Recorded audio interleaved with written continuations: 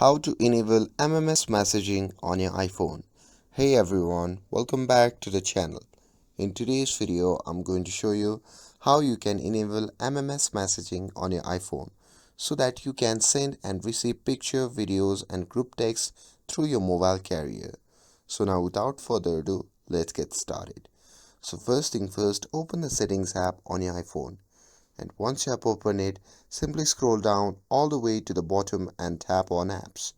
Now here in this section, simply scroll down and tap on messages. Now once you see the interface like this, simply look for the option called MMS messaging. And once you have found that, if it is turned off, just toggle it on.